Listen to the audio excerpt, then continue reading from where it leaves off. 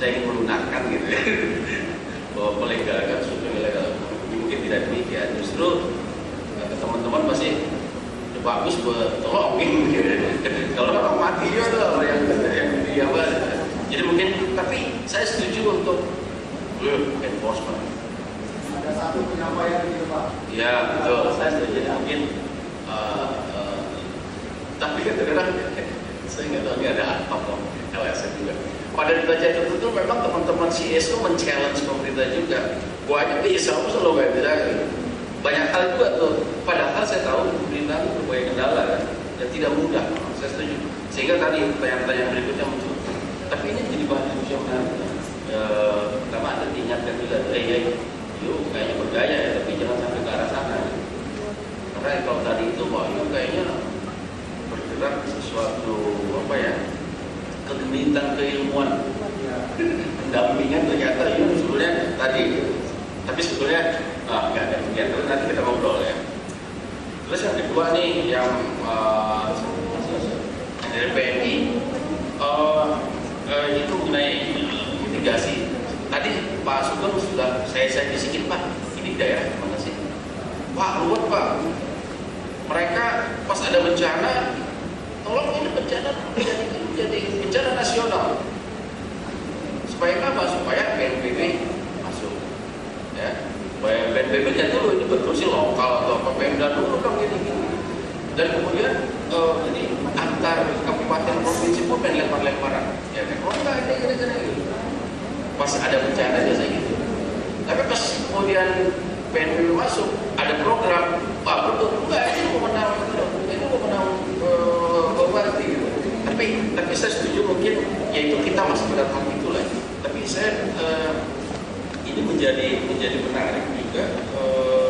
Tadi Bu Iren sudah menyampaikan ya, di dalam banyak hal program seperti ini memang menjadi DKI dengan hulunya itu kebanjirannya, aduh, kelar-kelar itu. Nah, sebetulnya sebagai akademisi kita juga, cuman udah berbagai konsep ini kan kembali ke ego itu ya. Nah, ini masalah kita bersama nih ya. Kebetulan sekarang nih, saya Pak Andi Utomo dari ITB itu ya. Yang saya dengar BKS itu ya, Badan Kerjasama Antar itu ya, Jabodetabek itu sekarang ketuanya Bandung, Jawa Barat ke Bandung ya. Dan kebetulan pendampingannya teman-teman di ITB.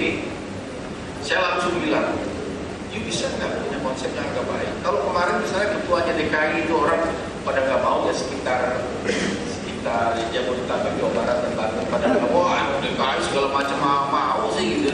Itu resikonya, kosnya gitu ya. Itu bukan urusan gua.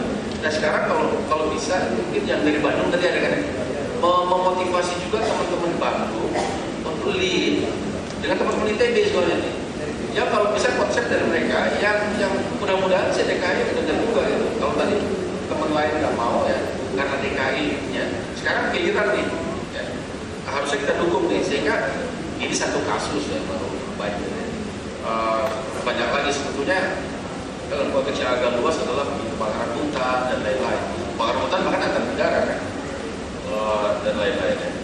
Belum antar kecamatan mungkin tidak terlalu ini karena harus ada DKI-nya. Tapi tadi kabupaten kota aja itu udah masalah ya. Kemudian, nah saya menarik juga nih Pak, dapat masukan dari Halim. Kebetulan teman saya banyak di sana dan Bintang Ranti itu dekat Jatiwaringin kan, yang banyak jadi banjir dan lain-lain itu kan. Yang menarik justru pertanyaan saya adalah sebelum menjawab Bapak kok begitu konsen untuk kemudian mengetahui itu, yang tentunya bagus ya, sehingga mungkin teman-teman TNI AU ingin menyiapkan suatu pola yang lebih terstruktur. Saya nggak tahu apakah ke sana ya, tapi saya setuju ini sebetulnya mengindikasikan betapa data itu jadi sangat penting ya. Jadi tadi saya langsung diskusi, coba lihat di Google sumber dari kali yang ada di situ dari mana. Kemudian kalau Bapak menanyakan siklus tahunan, berarti Bapak pertanyaannya udah lebih canggih dan lebih jauh lagi, visioner. Ini menarik, jarang-jarang Pak. Tadi serahin aja sama Tuhan lah. Tapi saya setuju dan saya justru ingin mendorong. Kebetulan tadi kan ada pertanyaan mengenai kerjasama antar daerah atau Pemda ya. Mungkin saya ingin mengangkat itu sebagai kasus ya di program studi. Jadi kayak semacam studi kasus. Saya ingin tahu juga motivasi Bapak ingin mengetahui itu apa ya. Jadi nanti kita teliti sumber airnya dari mana, kemudian kita kita lihat pola siklusnya ya. Walaupun tadi Bu Hera dengan cepat harusnya sih dengan adanya BKT, tapi belum tentu juga. Saya nggak tahu kalau nggak salah kan kalau BKT di sini kan dia masih di sini kan. Ya. Jadi mungkin BKT lebih ke arah para elit yang di depan. Ada tak? Ya. Justru informasi dari Gubernur DKI, berarti kan dia dari kepada ahlinya sehingga dia dapat ketahui supaya kami mempersiapkan melakukan korban banjir di sana. Oke, setuju. Tapi saya mendahului ini namanya, mendahului kampanye. Saya bercanda aja ke teman-teman.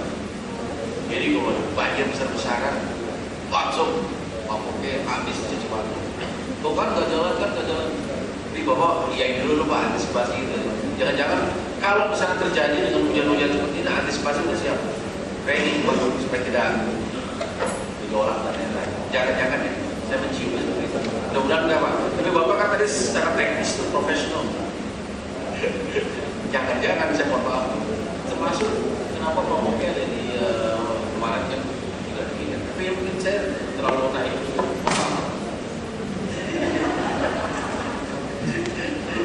Soalnya sekarang ini udah SMS banyak nih.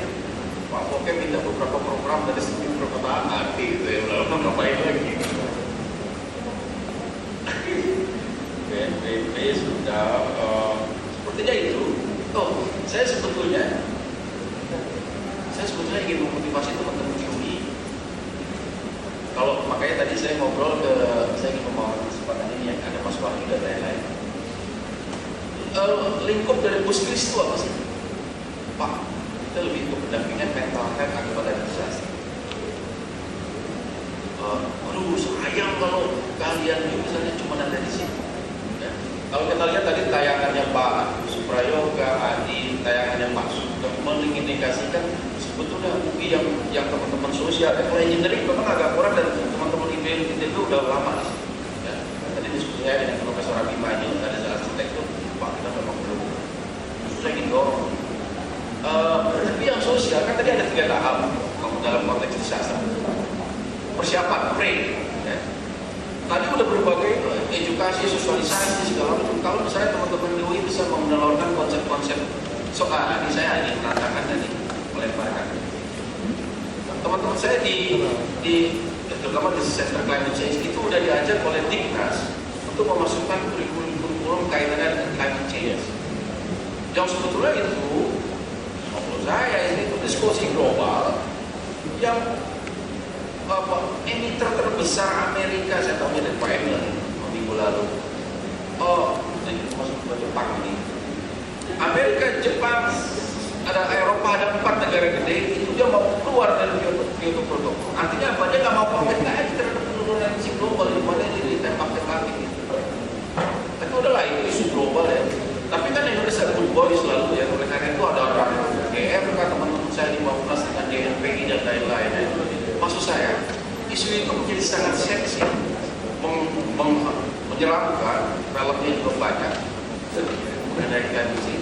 Sehingga di pendidikan, wah ini kayaknya perlu dimasukkan ke dalam pendidikan. Tapi jangan-jangan disaster yang sehari-hari kita diluti yang kenapa meledeknya? Kenapa Pak SBY dapat award?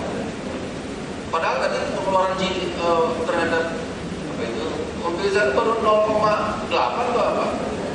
Karena seringnya bencana di Indonesia. Tapi Pak SBY mungkin berupaya lainnya dia dapat award. Harusnya kita manfaatkan untuk bahwa kita itu bergaul bersama dengan teman-teman Jepang. Ini sebenarnya unsur edukasinya banyak pre ya.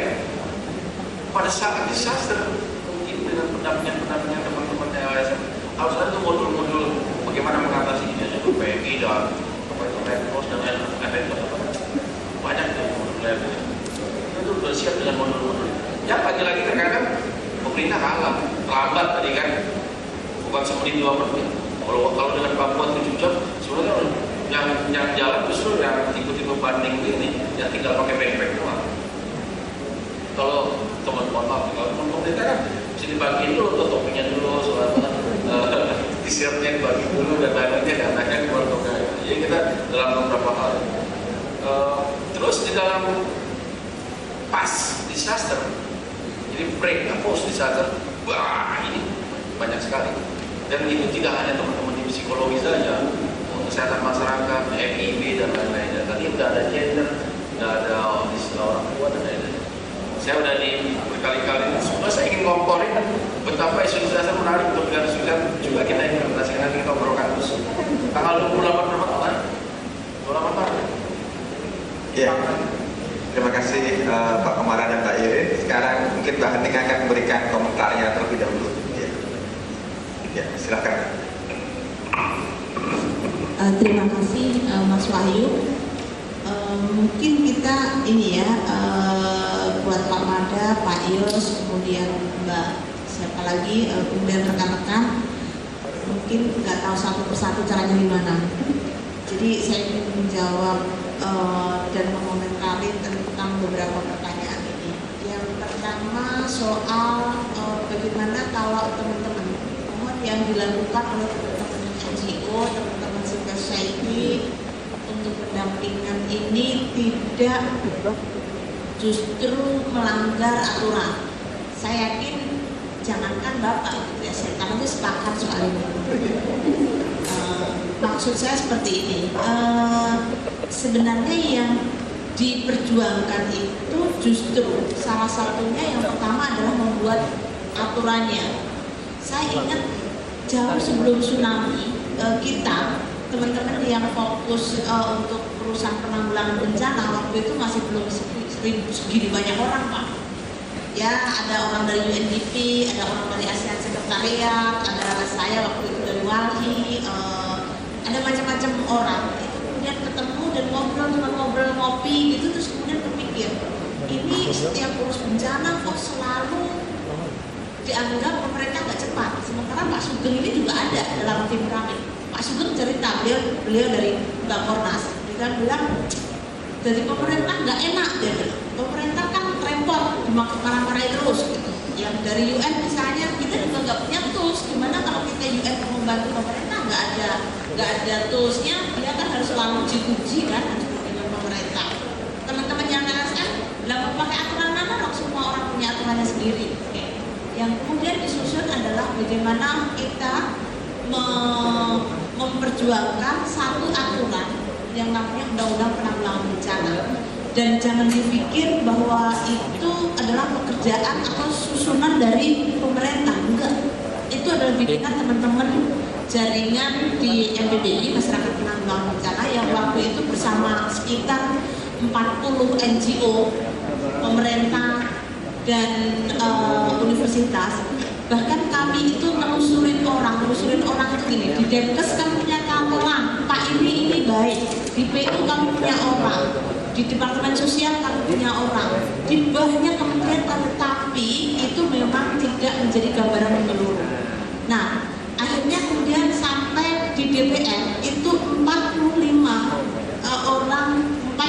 orang menjadi anggota pansus untuk undang-undang bencana. Yang aktif berapa, Pak? Nggak nyampe 15 orang. Salah satunya adalah adiknya Gus Dur, Ibu Aisyah Baidong. Beliau adalah orang yang sangat kuat dan sampai, percaya nggak, saya waktu itu hafal ulang tahunnya 45 orang. Saking bagaimana saya ngerayu mereka bilang, kalau ada undang-undang bilang iya. Nanti kalau ada pertanyaan itu jawabnya ini, Pak. Dia kayak SMS, nih ada pertanyaan ini jawabnya apa? Oh ini, Pak. Gitu. Nanti ditanya lagi yang sono, militer dimasukkan nggak? Dia bilang sono-sono, macam-macam lah. Pokoknya, nah itulah. Jadi kadang-kadang di masa sekarang mungkin boleh-boleh saja gitu. Kalau urusannya itu bukan urusan disaster, orang against satu sama lain. Tapi kalau konteksnya untuk urusan disaster, saya pikir nggak pemerintah, nggak masyarakat, nggak yang jahat, yang nggak jahat, yang koruptor, yang nggak. Orang pada urusan bencana itu selalu akan merasa orang selalu punya interest untuk menolong. Nah, sehingga jangan sampai interest untuk menolong ini kemudian menjadi alat untuk melakukan pelanggaran. Kan itu yang harus kita gawangi. Sehingga bahkan dalam Undang-Undang Penanggulangan Bencana salah satu yang kemudian dikritik adalah ada pasal 52 yang mengatakan bahwa pada situasi tertentu pemerintah berhak untuk memaksa mereka yang ada pada wilayah dengan alasan apa? Dengan alasan penyelamatan. Jadi kalau dia tinggal di wilayah bencana, pemerintah berhak memindahkan dia dengan alasan menyelamatkan dia, bukan dibalik. Bahkan wilayahnya mereka dipindah dan dipaksakan dipindah, setelah itu bukan mereka diselamatkan, setelah itu ditaruh ke mall. Nah, ya kan yang kejadian seperti itu kalau di Indonesia, di tanah air kita ya, di Republik kita. Nah, banyak misalnya contoh yang ada di Merapi sekarang, masih ada Mas Danang nih. Ada 9 desa yang direncanakan untuk direlokasi. 9-9-nya menyatakan menolak. Karena apa? Mereka melihat action plan-nya itu dan membayangkan kalau seandainya daerah itu benar-benar mereka tinggalkan. Yang namanya orang Jawa apalagi punya konsep terhadap tanah itu sedumuk batuk senyari bumi, artinya mereka akan memperjuangkan itu sampai titik darah penghabisan. Itu adalah prinsipnya orang Jawa terhadap tanah leluhur, sehingga sangat susah untuk untuk memindahkan mereka. Nah, ini adalah dilema-dilema, sehingga memang menurut saya terserahlah kalau mau kerja di konteks yang lain ya, defense antara pemerintah dengan teman-teman civil society. Tapi saya yang kebetulan bersama beberapa teman itu sejak awal belum adanya BNPB sampai hari ini itu kita sudah develop lebih dari mungkin ratusan peraturan yang terkait dengan urusan bencana. Artinya apa? Bahwa kami sudah menggawangi Pak, jangan sampai civil society, jangan sampai corporate, jangan sampai kampus, jangan sampai pemerintah itu melakukan pelanggaran-pelanggaran atas nama kemanusiaan untuk itu tadi. Sehingga kita sebenarnya berharap kita dukunglah apa yang disampaikan Bapak. Dan salah satu tools yang kebetulan di kantor saya punya ada namanya Pasti, itu menempatkan yang pertama sebagai aturan itu sebagai ukuran pertama orang itu mulai tertib dan aware enggak terhadap lingkungan itu adalah pengetahuan tentang peraturan. Jadi saya yakin teman-teman World Vision dan teman-teman yang lain juga ngomongin tentang aturan juga kalau dia sedang melakukan preparedness. Kemudian yang lain tentang Pondok Gede, tentang Pinang Ranti sudah dijawab. Tentang edukasi di mana mahasiswa dan pelajar. Mahasiswa saya kurang tahu ya di mana tepatnya. Tapi kalau pelajar kan ada CDA, konsorsium edukasi CDA, konsorsium edukasi CDA,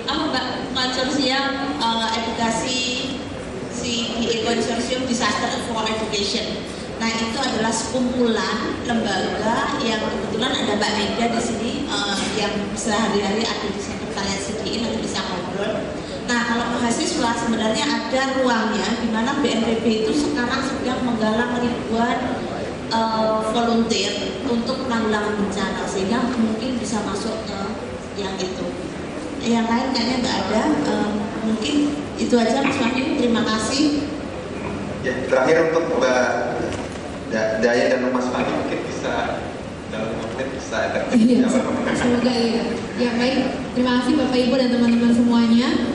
Ya memang Pak Imander dia itu yang memang jadi concern kami BP untuk peraturan kita jangan sampai membuat kita justru menyalahi peraturan. Yang menarik adalah waktu saya kunjungan ke Pak Lurah Cawang itu kita menanya, Pak ini kan nggak benar ya masyarakat di Cawang ini ya tinggal di sini, ada nggak ya rencananya? Terus sebenarnya Pak Lurah tuh udah kasih rencana bagus itu ya, dari petanya segala macam, dan ada rencana memindahkan masyarakat pinggir Kali Ciliwung ke rumah susun. Oke, oh bagus, keren banget Pak.